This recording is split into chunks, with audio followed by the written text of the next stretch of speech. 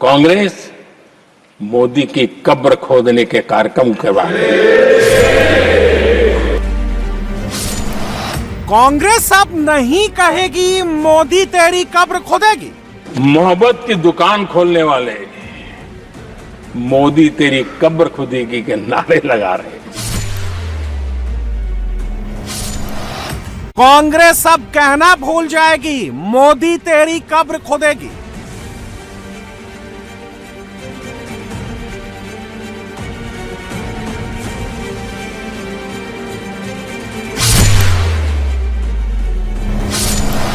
राहुल प्रियंका को हमेशा याद रहेंगे मोदी ने क्यों मोदी तेरी कब्र खोदेगी बोला। कौन सा संविधान से उन्होंने सीखा है जो देश के ही किसी नागरिक के कब्र खोदने की बात करते हो? क्या ये संविधान का अपमान नहीं है? क्या ये मानवता का अपमान नहीं है? क्या ये सार्वजनिक जीवन की मर्यादाओं का अपमान नहीं है? और उनको इसका कोई खेद नहीं है। अगर इसके बाद क्या बयान देंगे, बयान देखो, प्रधानमंत्री राज्यसभा में भी रो रहा था। किस प्रकार के संस्कार और वृत्तियों से पले बड़े लोग हैं ये। 96 मिनट के भाषण में मोदी ने 18 बार बोला। मोदी ने यही बोला, कांग्रेस ने मोदी तेरी कब्र खोदेगी बोला। एक बार नहीं, बार बार बोला। अनुभव मेरा बहुत पुराना है। 2002 से जब वे विपक्ष में थे तब से, और 2004 से जब वो सत्ता में आए तब से, और 2014 से मैं जब यहां आया तब से, पिछले 25 साल से संसद का एक भी सत्र ऐसा नहीं गया, मोदी संसद का सदस्य नहीं था, एक भी सत्र ऐसा नहीं गया जिसमें इस सदन के अंदर मोदी को गाली देने का काम न किया हो इन लोगों ने। 25 साल। और मुझे किसी ने पूछा था, मोदी जी आपके स्वास्थ्य का क्या राज है? मैंने कहा मैं डेली 2 किलो गाली खाता हूं। मोदी ने आज राज्यसभा में मोदी तेरी कब्र खोदेगी नारे को कांग्रेस के खिलाफ सबसे बड़ा हथियार तो बनाया ही, साथ ही 26 और 27 के चुनाव का माहौल बना दिया। कैसे, सुन लीजिए। मोदी की कब्र क्यों खोदना चाहते हैं? ये सिर्फ नारा नहीं है, ये इनके भीतर पड़ी हुई नफरत का प्रतिबिंब है, इसकी अभिव्यक्ति है। और वे इसलिए हैं, हमने 370 की दीवार गिरा दी, इसलिए वो मोदी की कब्र खोदना चाहते हैं। हमने नॉर्थ ईस्ट में बम, बंदूक और आतंक का जो छाया बना रहता था, नॉर्थ ईस्ट में शांति और विकास का राह अपनाई, इसलिए वो मोदी की कब्र खोदने पर सोच रहे हैं। नरेंद्र मोदी ने मोदी तेरी कब्र खुदेगी के नारों के पीछे कांग्रेस की उस सोच को भी बताया जो सियासत के लिए सेना पर भी सवाल उठाने से गुरेज नहीं करते। आज भी जब राहुल गांधी जो किताब लहरा रहे हैं, तो इसके पीछे मोदी तेरी कब्र खुदेगी वाली सोच को ही बता रहे हैं। पाकिस्तानी आतंकियों को घर में घुस करके जवाब देते हैं, इसलिए मोदी की कब्र खोदने की बात करते हैं। ऑपरेशन सिंदूर करते हैं, इसकी उनको परेशानी होती है और इसलिए वो मोदी की कब्र खोदते हैं। माओवादी आतंक से देश को मुक्ति दिलाने के लिए साहसपूर्ण कदम उठा रहे हैं, इसलिए मोदी की कब्र खोदती है आपको। मोदी ने जिस तरह से कांग्रेस का पास्ट प्रेजेंट की पूरी स्क्रिप्ट मोदी की कांग्रेस के कब्र खोदने वाले नारे के इर्द गिर्द लिखी है, सच तो यह है कि मोदी ने अपनी इस स्पीच से कांग्रेस के 26 और 27 की फ्यूचर पॉलिटिक्स के लिए ही मुसीबत खड़ी कर दी है।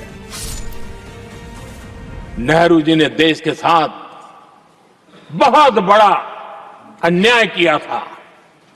सिंधु जल समझौता करके उस सिंधु जल समझौते को हमने एबेंस में डाल दिया।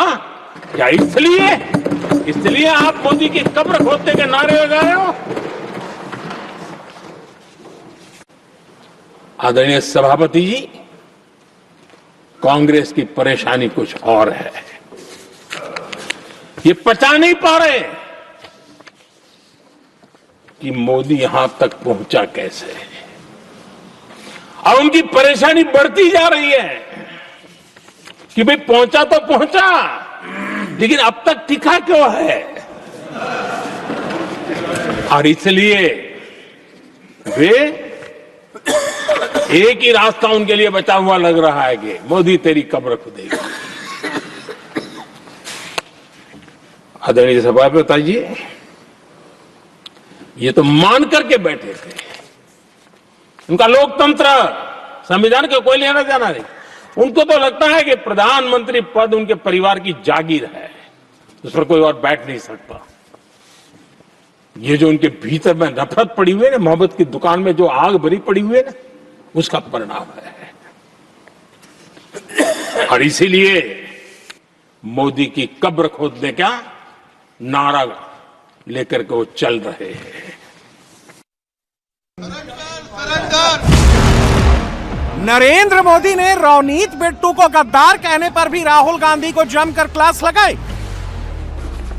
कांग्रेस के शातिर दिमाग जिनका है, ऐसे एक युवराज ने उनको गद्दार कह दिया। अहंकार कितनी 7वें आसमान पर पहुंच चुका है इनका। और कांग्रेस को छोड़कर के कितने ही लोग निकले हैं, कांग्रेस के कितने टुकड़े हुए हैं, कई लोग दूसरे दलों में गए हैं, लेकिन औरों को तो किसी को गद्दार नहीं कहा उन्होंने। लेकिन कल सांसद को गद्दार इसलिए कहा क्योंकि वो सिख थे। ये सिखों का अपमान था। असम में भूपेन हजारिका को जब मोदी सरकार ने भारत रत्न दिया था, तब कांग्रेस के चेहरे से कैसे हवाई उड़ गई थी, उस पर भी खिंचाई की। दीदी की घुसपैठिए प्रेम पर टीएमसी को आईना दिखा दिया। आम आदमी पार्टी से लेकर लेफ्ट सबको कटघरे में खड़ा कर दिया।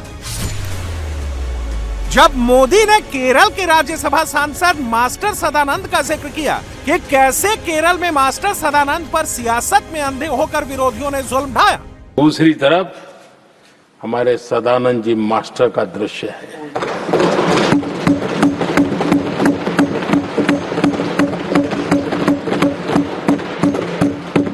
राजनीतिक विद्वेष के कारण उनके दोनों पैर काट दिए गए। भरी जवानी में दोनों पैर काट दिए। कटे हुए पैर से जिंदगी गुजार रहे हैं, लेकिन संस्कार इतने ऊंचे हैं कि वाणी में भी अपशब्द नहीं निकलता है, बर्तन में भी कटुता नजर नहीं आती। गर्व होता है।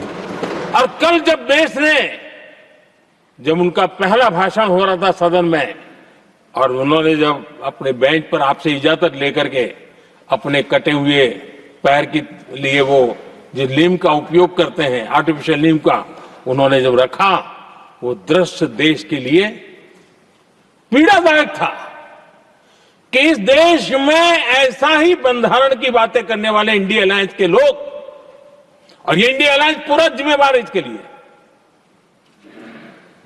वैचारिक असहमति के कारण एक नौजवान के, और वो भी एक टीचर, शिक्षक के प्रति गर्व से, आदर से देखा जाता है, उसके पैर काट दे,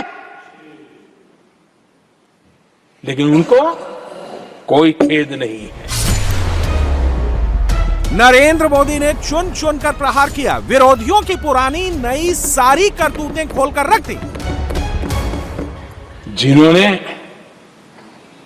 एक गुजराती की सरनेम भी चुरा ली,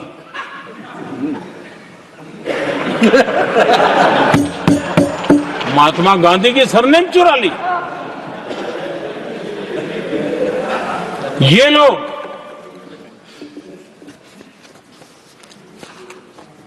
और देश की जनता इतनी समझदार कि ऐसी ऐसी पटक देती है तो लोगों को।